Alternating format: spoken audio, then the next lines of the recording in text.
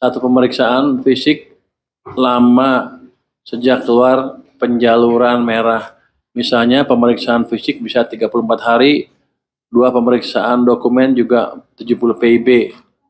Saya dikenakan notul yang berisi denda, padahal saya tidak under invoicing dan telah melakukan impor barang berupa serupa bertahun-tahun. Ketika diminta alasannya, alasan tidak masuk akal.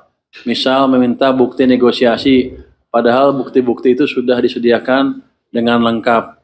Ini terjadi hampir untuk semua kegiatan impor saya, kena denda terus. Tapi saya tahu pengusaha tidak mungkin naik banding agar barangnya cepat keluar. Kalau banding, mesti barangnya tertahan, kemudian ajukan keberatan yang nanti pasti ditolak juga. Ini namanya diktator. Kan juga orang-orang bea cukai lu coba jelasin, ini kan murid lu semua, kenapa bisa begini, coba jelasin. Ini langsung nanti PIB-nya kita cek, ini kan udah, ya, jadi kan lu gurunya. Ya Pak, ini nanti SOP-nya sudah lewat, mestinya ini langsung diputus. SOP pemeriksaannya nggak selama ini. Oh, gue jahat ya. Sekjen dikerjain sedikit. Kan kemarin kita bisa 2 hari yang lalu kita buka laporan ke Pak Purbaya lah, Pak Purbaya ya, WA Group. Ini laporan ini sudah masuk dalam 2 hari ini, masuk berapa? 15.933 WA yang masuk kita. Yang ucapan selamat ada 2.459 ya, muji-muji lah, lumayan lah. Sisanya 13.285 sedang diverifikasi. Ini ada 10 yang udah mau dikerjakan ya. Misalnya ini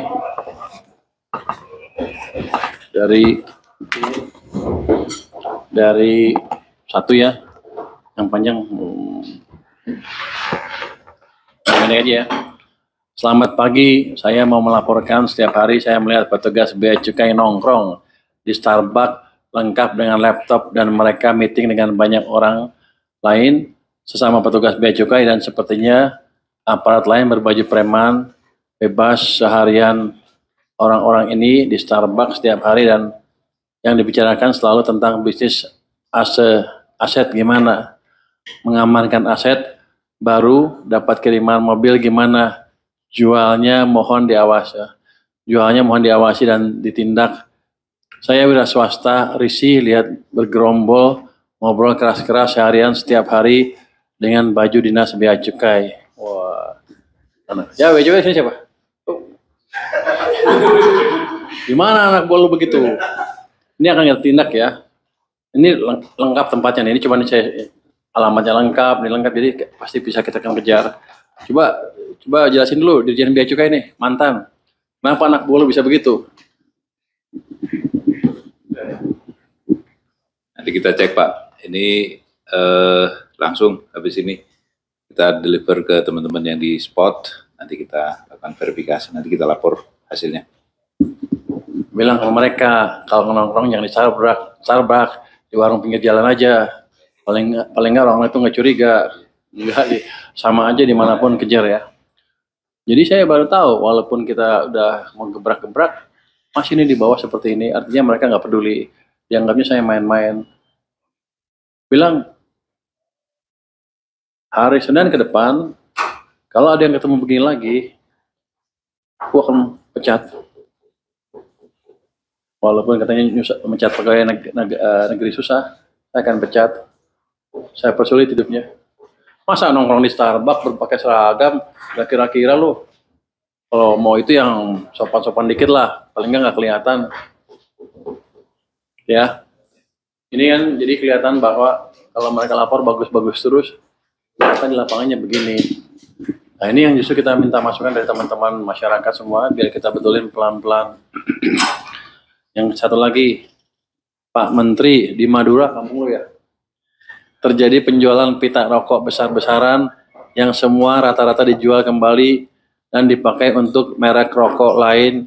Kalau ini bisa ditertibkan, insya Allah akan banyak penambahan uang pajak masuk ke negara. Merugikan negara, semoga masukan dari saya bisa diterima untuk dievaluasi. Terima kasih banyak sudah memberikan ruang dan kesempatan terhadap masyarakat untuk memberikan informasi. Kami rakyat mendukung Pak Menkyu sepenuh jiwa dan raga. Wah, jiwa dan raga nih. Gimana tuh? Kampung lu gimana? Ini sudah perhatian Pak Jaka. Saya kira tinggal kita cek seminggu depan, Pak Menteri. Ini sebenarnya kan sudah lama saya dengar. Saya pikir tadinya mulai berhenti ketika saya mulai ngomong-ngomong seperti itu. Ya sepertinya selama ini dianggapnya kalau menteri jauh banget ke bawah, jadi nggak mungkin turun ke bawah. Makanya saya set up pengaduan ini untuk menerima masukan langsung dari masyarakat. Kalau saya dari pusat kan orangnya paling sedikit. Ini kayak crowd reporting. Jadi semua kirim masukan ke saya. Ini nggak mungkin semuanya ditindak kan, tapi once beberapa ribu orang ditindak, yang lain saya harapkan nggak mengulangi lagi. Jadi kasih tahu teman-teman baik supaya yang di pinggir-pinggir sampai bawah-bawah, saya akan mulai sampai bawah. Hati-hati gitu. Izin lapor tindak premanisme AR pajak KPP 3 Raksa. Siapa 3 Raksa KPP-nya? Coba cek nanti ya. Nanti kalau itu minggu depan saya cek, harus udah rapi nih. Kalau premanisme, dia minta duit pasti maksa ya. Hebat juga ya. Kreatif lah. Oh ternyata betul. Saya pikir kalau kita ngomong di atas selesai. Ternyata enggak. Ini birokrasi seperti itu. Mereka pikir kan menteri cuma 5 tahun, 4 tahun lah kalau saya sekarang ya. Sampai akhir tahun nanti 2029, 4 tahun ya. Habis itu mereka bisa berkuasa lagi. Mereka nggak peduli. Jadi itu adalah behavior dari para birokrat. Ganti menteri, bodoh amat. Kalau dimarahin diem aja, dipikir nanti 4 tahun lagi juga ganti menteri, 5 tahun lagi ganti menteri, ya kira-kira gitu. Ini sekarang nggak akan saya biarkan. Ya 5 tahun, 4 tahun, 5 tahun gue diganti, tapi lu duluan yang diganti sama saya. Kalau masih melakukan seperti ini lagi. Nih, satu lagi nomor 9 agak panjang. Saya pengusaha yang menjalankan importasi barang 1 atau 2 tahun belakangan ini, bea cukai sangat meresahkan baik. Bea cukai lagi dong gimana sih? Baik pemeriksa fisik maupun pemeriksa dokumen. Satu pemeriksaan fisik lama sejak keluar penjaluran merah. Misalnya pemeriksaan fisik bisa 34 hari, 2 pemeriksaan dokumen juga 70 PIB. Saya dikenakan notul yang berisi denda, padahal saya tidak under invoicing dan telah melakukan impor barang serupa bertahun-tahun. Ketika diminta alasannya, alasan tidak masuk akal. Misal meminta bukti negosiasi, padahal bukti-bukti itu sudah disediakan dengan lengkap. Ini terjadi hampir untuk semua kegiatan impor saya, kena denda terus. Tapi saya tahu pengusaha tidak mungkin naik banding agar barangnya cepat keluar. Kalau banding mesti barangnya tertahan, kemudian ajukan keberatan yang nanti pasti ditolak juga. Ini namanya diktator. Kan itu juga orang bea cukai lu coba jelasin, ini kan murid lu semua, kenapa bisa begini, coba jelasin. Ini langsung nanti PIB-nya kita cek, ini kan udah, ya, jadi kan lu gurunya. Ya Pak, ini nanti SOP-nya sudah lewat, mestinya ini langsung diputus. SOP pemeriksaannya nggak sejak selama ini. Oh, gue jahat ya. Sekjen dikerjain. Nggak, di sana emang ya tadi nggak terkendali kalau udah gitu. Jadi report ini akan membantu. Ini lengkap loh. Di mana lokasinya, di sini ada siapa yang ngadu, clear. Walaupun nggak akan kita buka. Jadi nanti WA group itu nggak ada orang bea cukai atau pajak yang bisa akses ya. Kalau ketahuan lo awas bocor. Nanti kalau begitu bocor nggak ada yang boleh lapor lagi, selesai. Ya nanti kita beresin tuh. Ini corporate culture-nya beda, mesti kita rubah corporate culture-nya. Apa kalau pemerintah apa? Corporate culture ada nggak? Governance culture. Kalau kita rubah. budaya organisasi lah. Apapun namanya lu gagal lah. Kan dia mestinya bentuk corporate culture dulu zaman dulu. Tapi udah bisa ganti-ganti. Udah berapa lama lu ninggalin Dirjen Pajak? Oh masih baru dong kalau gitu. Ini mau merit lu nih. Enggak. Ini kita betulin ya. Satu lagi. Selamat pagi Pak, saya ingin melaporkan tentang masalah rokok tanpa cukai yang beredar di masyarakat Kabupaten Karimun, Kepulauan Riau. Bea Cukai Tanjung Balai Karimun khususnya selaku pengawas dan penegak hukum barang-barang ilegal malah salah mengambil tindakan pemberantasan rokok ilegal. Mereka lebih banyak merazia warung-warung kecil daripada membasmi distributornya langsung. Ini sama saja tetap memberikan kehidupan bagi para cukong-cukong yang menjadi distributor terbesarnya. Mereka bea cukai seperti tutup mata dan telinga. Padahal harusnya distributor besar ini yang dibasmi bukan warung-warung kecil. Yang mereka sebenarnya hanya sekedar menyambung hidup. Walaupun itu salah.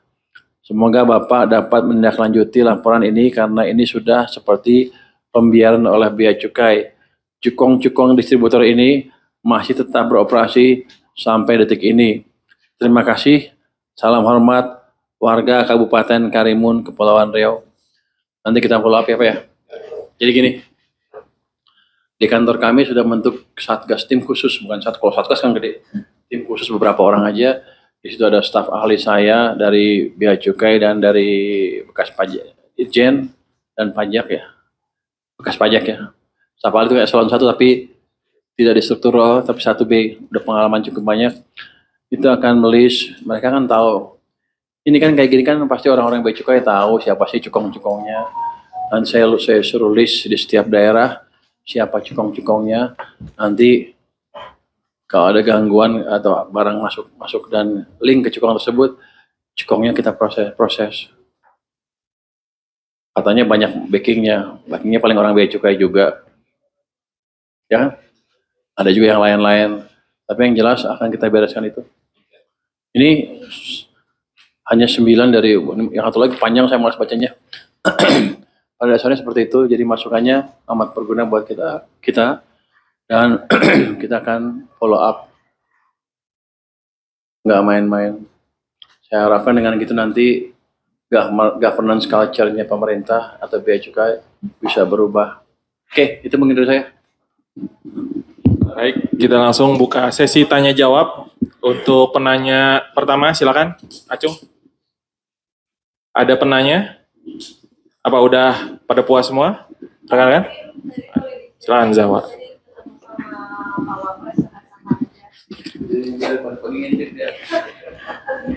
Pak Wapres biasa diskusi tentang masalah kondisi ekonomi secara umum dan dia kan dia berdaerah kan dari daerah kan. Dia menyuarakan keresahan dari pemimpin daerah yang anggarannya dipotong. Jadi sama yang suaranya dengan gubernur yang kesini kemarin. Apa langkah kita ke depan untuk memitigasi itu?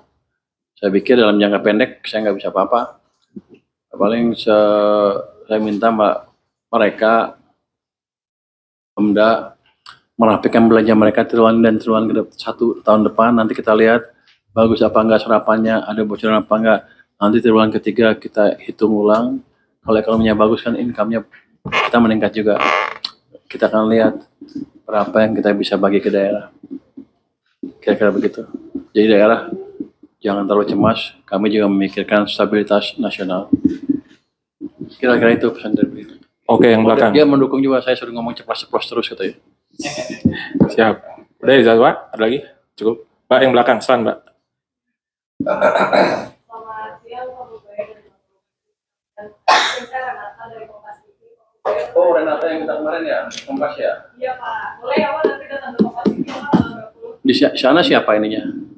Anchor-nya siapa? Anchor-nya ada banyak sih, Pak. Ada My Sister. Kalau Bapak kenal biasanya deh, Pak. Oh, Salah satu presenter hebatnya My Sister, Pak. Lona. Filona. Lona siapa? Ada Ibu Rosi. Filona. saudara lo. Bukan Pak, salah satu jurnalis senior. Forkem juga Pak. Alumni Forkem juga nggak ada di sana. Kan Mbak pertanyaannya? Oke, nanti kita lihat ya. Kompas nyerang gua terus sih. Gua malas saudara. Tapi diserang. Ya, silakan Mbak, silakan Mbak.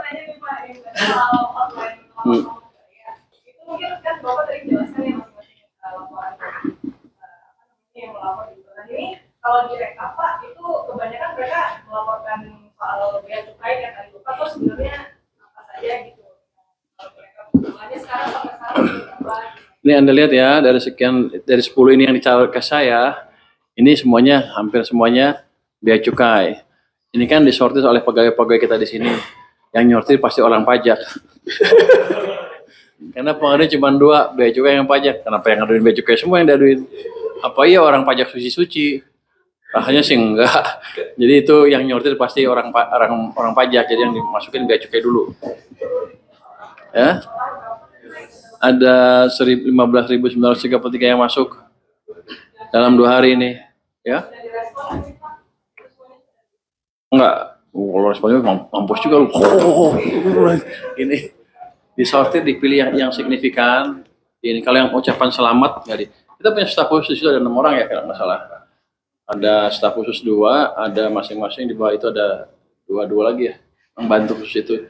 Jadi kita alokasikan orang khusus untuk itu. Kenapa kebanyakan orang pajak? Ini kelihatan sekali dari pola ini. Yang milih pasti orang pajak, sehingga yang dikeluarkan bea cukai. Itu gampang nilainya kalau gitu, kan gua ahli statistik. Apa lagi?